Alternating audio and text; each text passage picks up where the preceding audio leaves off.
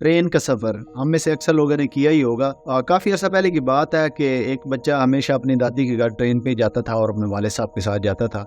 تو وقت گزرتا گیا اور ایک ٹائم ایسا ہے کہ بچے نے کہا کہ میں جی اب اکیلا جاؤں گا ٹرین پہ۔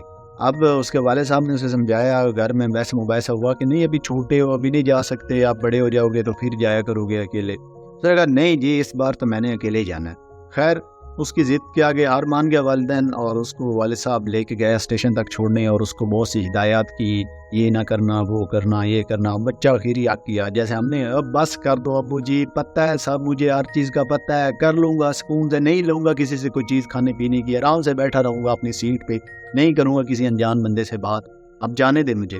باپ نے دروازے میں انٹر ہوتے ہی اس کی نے نا جیب میں ایک چھوٹی سی پرچی ڈالی اور کہا کہ جب پریشان ہو نا تو یہ پڑھ لینا۔ تو بچہ بیٹھ گیا۔ پہلا آدھا گھنٹہ ایکسائٹمنٹ کا تھا، کھیت سے ساتھ ساتھ گزر رہا تھا، بڑے نظارے تھے، بڑا انجوائے کر رہا تھا، لیکن جیسے ہل اسٹیشن سے اور عوام آئی ڈبے میں تو جناب انجان لوگوں کو دیکھ کے تھوڑا سا اندر سے ڈرنا شروع ہو گیا۔ ایک دو عورتیں سائڈ پہ بیٹھی تھیں، اس کو بڑے ہو رہی تھیں کہ اکیلا جا رہا ہے، ٹی ٹی آیا، ٹی ٹی کا ہاں بھائی اکیلا ہے۔ تو یہ اکیلے والی بات اور یہ اجنبی لوگوں کا گزرنا اور یہ وہ، تو بھائی دل تو اداس ہونا شروع ہو گیا۔ کچھ دیر بیٹھنے کے بعد ہی نا بچہ بڑا پریشان ہو گیا اور اداسی سی چھا گئی، اکیلا ہوں۔ تو وہ اجنبی سی نا وہ ایک کفیت سی شروع ہونے لگی، اور اندر اندر سے جناب تو رونے لگ گئے۔ اور اب ہے کہ ابھی وقت بھی بڑا پڑا ہے، اسٹیشن بھی دور ہے دادی کا۔ تو اسی پریشانی کے اثنا میں اسے یاد آیا کہ والد صاحب نے ایک چٹھی بھی جیب میں ڈالی تھی، شاید وہ پڑھ لوں، کوئی دعا ہو، کوئی آسانی ہو جائے میرے لیے۔ تو چٹھی جب نکالی تو اسے پڑھا تو اس میں لکھا ہوا تھا کہ میں ٹرین کے